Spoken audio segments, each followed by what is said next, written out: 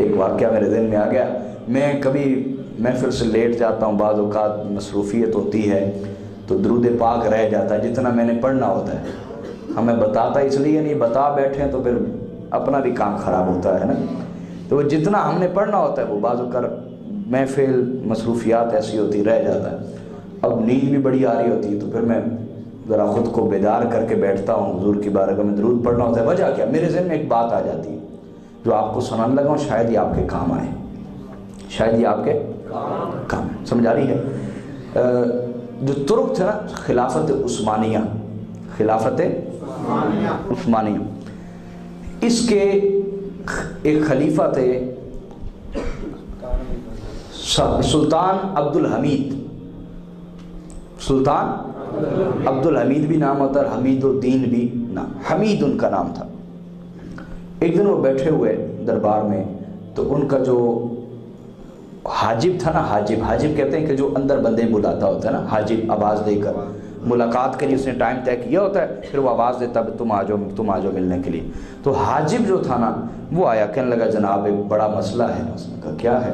کہا جی ایک جوان ہے تو وہ بڑا پریشان کر رہا ہے کافی دنوں سے، تو آج پھر آیا ہوا ہے، آپ سے ملنا چاہتا ہے، لیکن صرف ملنا نہیں چاہتا، کہتا ہے کہ آپ میرے مقروض ہیں.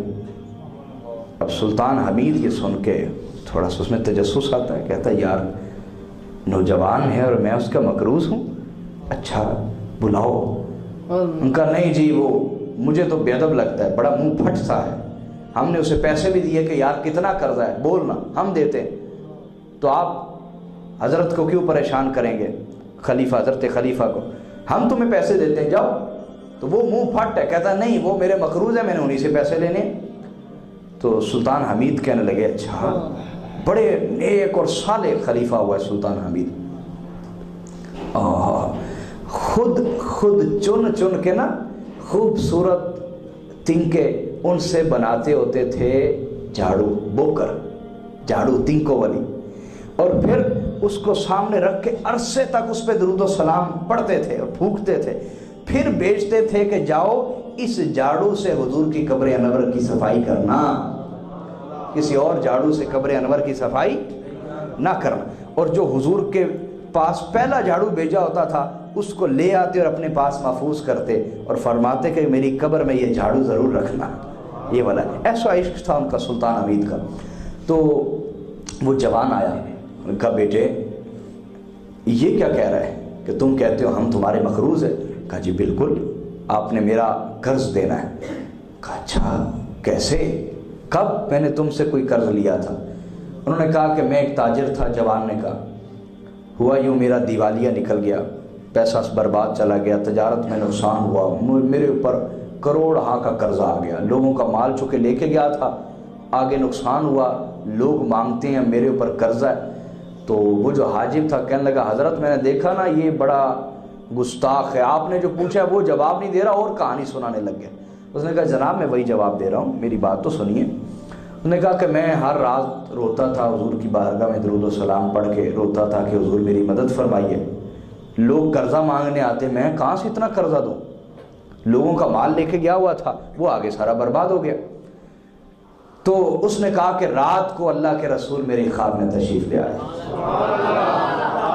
اور حضور نے فرمایا ایسا کرو جاؤ سلطان عبد الحمید کے پاس جانا اور اسے جا کے کہنا کہ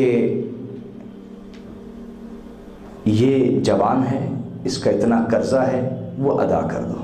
وہ بولیے ادا کر دو، اور پھر میرے حمید سے کہنا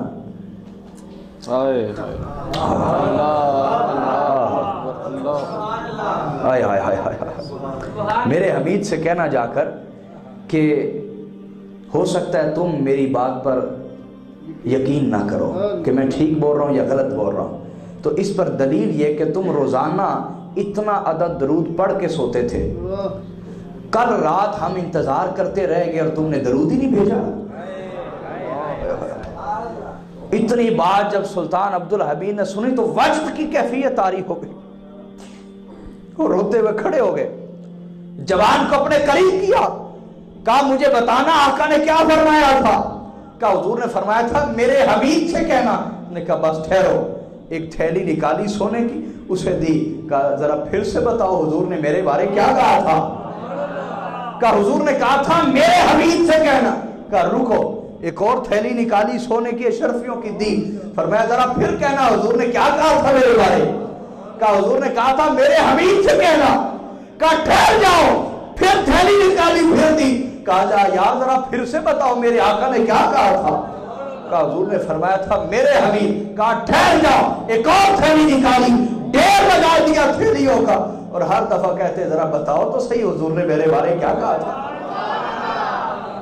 حضور نے میرے بارے کیا کہا تھا؟ وہ ہر دفعہ کہتا کہ حضور نے کہا تھا میرے حمید۔ وہ اس جملے پر سونا لٹاتا، پھر کہتا بتا حضور نے کیا کہا تھا؟ وہ پھر کہتا حضور نے کہا تھا میرے حمید۔ وہ سونا لٹاتا رہا کہ ڈھیر لگا دیا اس کے آگے۔ حاجب نے کہا جوان یہ پیسہ پکڑو اور نکلو، حضرت کو تکلیف ہوئی ہے۔ جب وہ چلا گیا تو آپ نے حاجب سے کہا یہ تو نے کیا کیا؟ وہ تو مجھے حضور کی وہ بات سنا رہا تھا کہ میرے آقا نے جو میرے بارے فرمایا تھا میرے حمید، میرے حمید۔ تو حاجب نے کہا مجھے خطرہ ہوا آپ کہیں اپنی ساری دولت ہی نہ دے دیں۔ فرمایا خطرہ نہیں، تم نے سچ جانا۔ اگر وہ یہ جملہ سناتا رہتا جو حضور نے کہا تھا میرے حمید میرے حمید، میں اپنی ساری دولت اس کے قدموں پہ قربان کر دیتا۔ اور اس نے کہا یار مجھے اندازہ نہیں تھا، یہ وہ بات ہے جو مجھے میری غفلت دور کر دیتی ہے، میری غفلت۔ سلطان عبدالحمید نے کہا مجھے اندازہ نہیں تھا کہ حضور ہم جیسے غلاموں کے بھی درود کے انتظار میں ہوتے ہیں۔ آئے ہائے ہائے، مجھے تو اندازہ ہی نہیں تھا کہ ہم جیسے غلاموں کا بھی انتظار کر رہے ہوتے، کہ کل رات ہم انتظار کرتے رہے۔ اور یہ بات یا مجھے پتا ہے یا اللہ رسول کو علم کہ میں رات کو درود نہ پڑھ سکا، میں کام کر رہا تھا، تھکاوٹ ہو گئی، میں اپنے میز کے اوپر ہی، کرسی اور میز کے اوپر ہی سو گیا۔ فجر کے وقت آنکھ کھلی، مجھے پتہ نہ چلا، ساری رات بیت گئی اور صبح ہو گئی، فجر ہو گئی، فجر ٹائم آنکھ کھلی۔ یہ بات یا مجھے پتہ تھی یا اللہ رسول کو علم تھا، لیکن مجھے پتہ نہیں تھا کہ حضور ہم جیسے گنہگاروں کے بھی درود کے انتظار میں ہوتے ہیں۔ تو میرے بھائیوں یہ بات میری غفلت دور کر دیتی ہے۔ کاش آپ میں یہ بات آ جائے، آپ ایک مخصوص عدد کے ساتھ حضور کی بارگاہ میں درود بھیجیں، میرے آقا آپ کے انتظار کر رہے ہوں گے۔ اتنی قربت ہو جائے گی، اتنی قربت۔ یار کوئی کسی کا انتظار کب کرتا ہے؟ ذرا سوچیں تو صحیح نا، کب کوئی کسی کا انتظار کرتا ہے؟ جب اس سے پیار ہو جاتا ہے، جب اس سے محبت ہو جاتی ہے۔ کوئی کسی کے تحفے کا انتظار کب کرتا ہے؟ جب اس سے محبت ہو جاتی ہے۔